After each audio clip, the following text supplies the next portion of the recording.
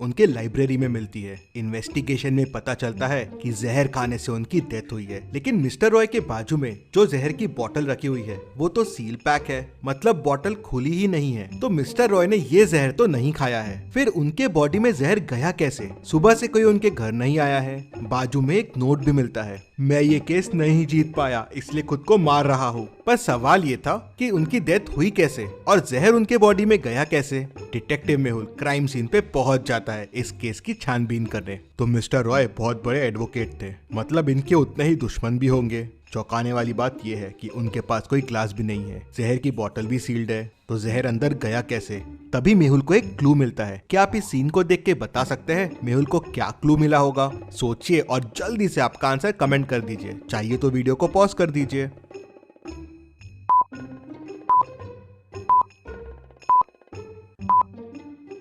Mister Mehra book पढ़ रहे थे, तो शायद इसी बुक में जहर हो जिससे जहर उनकी बॉडी में गया हो। लेकिन अगर बुक से जहर बॉडी में गया तो जहर की बोतल यहाँ क्या कर रही है और ये नोट क्यों पड़ा हुआ है? मेहुल उनके घर में रहने वाले 2 लोगों से पूछताछ करता है तो कुक कहता है, सर आज मिस्टर रॉय बहुत टेंशन में थे, सुबह से कुछ खाया पिया ही नहीं था। मेट कहता है, सर मिस्टर रॉय दिन भर बुक्स ही पढ़ते रहते थे, मुझे लाइब्रेरी का नाम याद नहीं आ रहा है लेकिन कोई तो शहर पे था। क्या आप इन दोनों पिक्चर्स को देख के बता सकते हैं ये कौन सी सिटी का नाम है और उसी से लाइब्रेरी का नाम निकलेगा?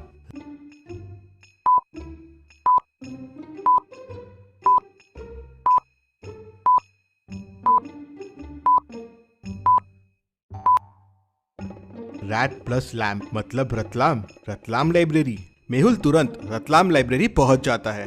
मेहुल लाइब्रेरियन से उस बुक के बारे में पूछता है तो लाइब्रेरियन बताता है कि बुक पहले मिस्टर वर्मा लेके गए थे, उन्होंने सुबह लाके वापस रख दिया और फिर शाम को मिस्टर रॉय लेके गए। मिस्टर वर्मा ये कौन है? तो लाइब्रेरियन बताता है कि सर वो भी बहुत बड़े एडवोकेट है, मिस्टर रॉय और मिस्टर वर्मा के बीच में केस भी चल रहा है, काफी सीरियस केस चल रहा है वो। मेहुल तुरंत मिस्टर वर्मा के घर पहुंच जाता है। क्यों मारा तुमने मिस्टर रॉय को?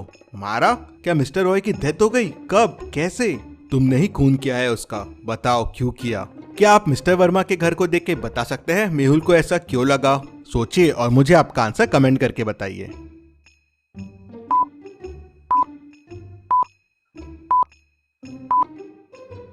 पूरे वॉल पे मिस्टर रॉय के फोटोज हैं और उस पे तुमने इतने सारे डार्ट्स मारे हुए हैं, मतलब वो तुम्हारा दुश्मन होगा। हाँ सर, वो मेरा दुश्मन था, मैं इतना बड़ा वकील हूँ लेकिन आज तक मैं उससे केस नहीं जीता, मैं उससे 10 केस हार चुका था। वो बेईमानी करके लोगों को पैसे खिला के केस जीत जाता था, कई मासूमों को उसके वजह से सजा हुई है सर, लेकिन ये केस मैं उसे जीतने वाला था, पहली बार मैं उसे हराने वाला था, मैं क्यों मारूंगा उसे? हाँ शायद तुमने उसे नहीं मारा। मेहुल तुरंत समझ जाता है कि मिस्टर रॉय के पास जहर की बोतल क्यों रखी हुई थी। क्या आप वीडियो को पॉज करके सोच सकते हैं?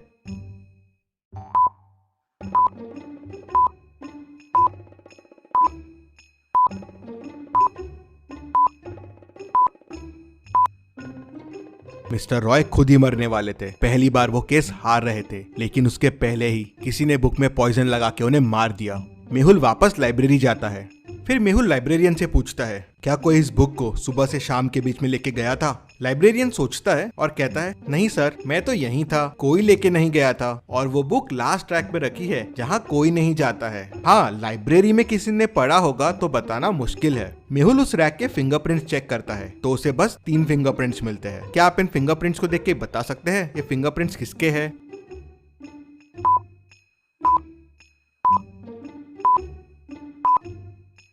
पहला वाला तो मिस्टर रॉय का है, तीसरा वाला मिस्टर वर्मा का है, लेकिन ये एक्स्ट्रा फिंगरप्रिंट किसका है? शायद यही मर्डरर हो। मेहुल सोच में पड़ जाता है। धूल की वजह से फिंगरप्रिंट्स थोड़े बिगड़ गए थे, तो किसके हैं मैच करना बहुत डिफिकल्ट था। सुबह से लेकर शाम के बीच में लाइब्रेरी में 3 लोग थे। मेहुल तीनों से पूछताछ करता है, क्या तुम लाइब्रेरी के उस कॉर्नर में गए थे? नहीं सर, मेरे तो एग्जाम चल रहे हैं, मैं तो टेबल से हिला भी नहीं, पूरे दिन बस पढ़ाई कर रहा था। सर मैं उस साइड गया था लेकिन उन बुक्स के पास नहीं गया। सर पीछे रैक्स के बुक्स बुरे हाल में हैं, पेजेस भी फट रहे हैं, तो मैं वहाँ क्या करने जाऊंगा? मेहुल थोड़ा सोचता है और तुरंत समझ जाता है कि कौन झूठ बोल रहा है। कैसे? क्या आप सोच के बता सकते हैं?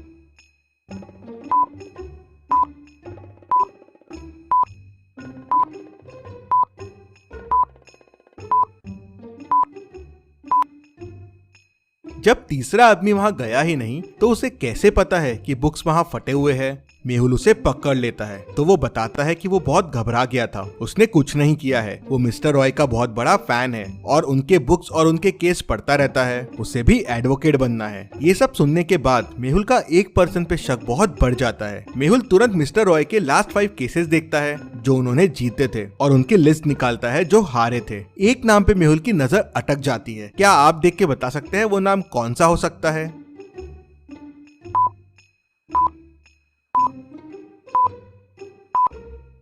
वो नाम है रोहन शर्मा। ये नाम तो पहचाना सा लग रहा है। लाइब्रेरियन का नाम रतन शर्मा है और इसका रोहन शर्मा। कहीं ये दोनों रिलेटेड तो नहीं? क्योंकि बुक लाइब्रेरी में कब आई और कब गई ये बस लाइब्रेरियन को पता था। मेहुल तुरंत लाइब्रेरियन के घर पहुंच जाता है तो देखता है कि उसके भाई की डेथ हो गई है। रोहन शर्मा की फोटो लटके रहती है और उसपे हार होता है। पता चलता है कि उसने सुसाइड कर लिया था क्योंकि वो केस हार गया था। मेहुल को समझते देर नहीं लगती कि ये बदला लेने के लिए ही शायद उसने मिस्टर रॉय का खून किया होगा। मेहुल रूम की चीजों को देखता है तो उसे एक और मर्डर का शक होता है। क्या आप रूम को देख के बता सकते हैं कि वो क्या चीज है?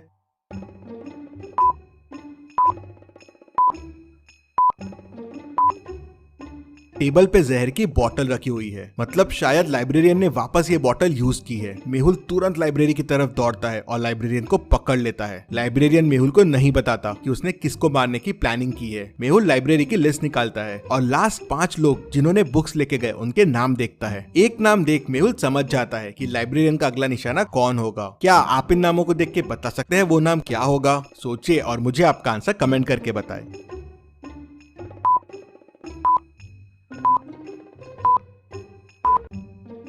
और वो है mister Verma. Mister Roy case जीत गए थे और मिस्टर वर्मा केस हार गए थे, तो लाइब्रेरियन उसे भी मारना चाहता था क्योंकि उसके वजह से उसका भाई मर गया था। मेहुल तुरंत मिस्टर वर्मा के घर पहुंच जाता है और उन्हें बुक पढ़ने से रोक लेता है। मिस्टर वर्मा बच जाते हैं। मेहुल केस सॉल्व कर लेता है। Detective Mehul rocks. इसी बात पे जल्दी से वीडियो को लाइक कर दीजिए। चलिए अगली पहेली देखते हैं। लोकेश का उसके रूम में मर्डर हो जाता है। मर्डर करीब 4 बजे हुआ है। उसकी वाइफ डिटेक्टिव मेहुल को तुरंत फोन करके बुला लेती है। मेहुल क्राइम सीन को ध्यान से देखता है लेकिन उसे वहां कोई क्लू नहीं मिलता। फिर मेहुल उसके घर की मेड और कुक से पूछताछ करता है। मेड कहती है, मैं तो करीब 3:30 को सर के रूम में चाय देने गई थी, उसके बाद मैं सर के रूम में नहीं गई। कुक कहती है, सर मैं तो लोकेश सर के रूम में कभी नहीं जाती हूँ, मैं तो डिनर की तैयारी कर रही थी, यहीं किचन में थी। फिर वाइफ कहती है, मैं करीब 3:45 को लोकेश के रूम में गई थी, वो स्टडी में था और चाय पी रहा था। मैं करीब 3:50 को रूम से बाहर आ गई और फिर सीधा मेरे रूम में चले गई।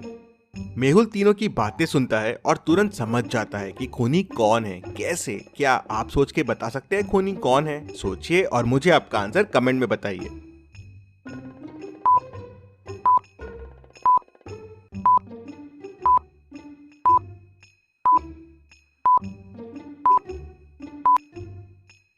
चलिए इसका आंसर देखते हैं।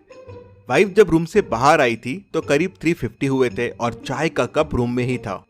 लेकिन जब मर्डर हुआ तो चाय का कप रूम में नहीं था।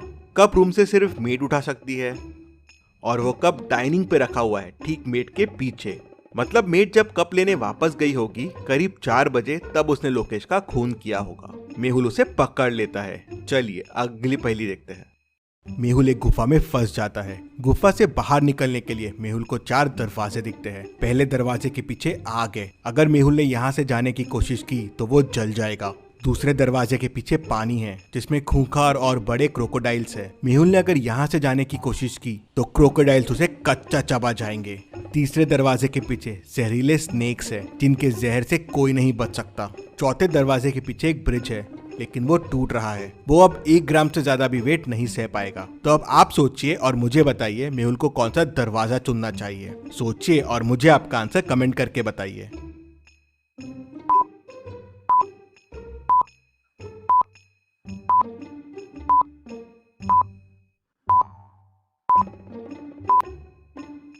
चलिए इसका आंसर देखते हैं। अगर आप ध्यान से देखेंगे तो गुफा के कोने में एक बाल्टी पड़ी हुई है। मेहुल दूसरा दरवाजा खोलेगा और बाल्टी लेके अंदर जाएगा। वो बाल्टी में पानी भर के लेके आएगा और पहले दरवाजे की आग बुझाना शुरू कर देगा। धीरे धीरे थोड़ी देर में आग बुझ जाएगी तो मेहुल पहले दरवाजे से निकल पाएगा। तो लॉजिकल आर्मी, ऐसे और मेहुल वीडियोस के लिए चैनल को सब्सक्राइब करके बेल आइकन प्रेस कर दीजिए। Thank you.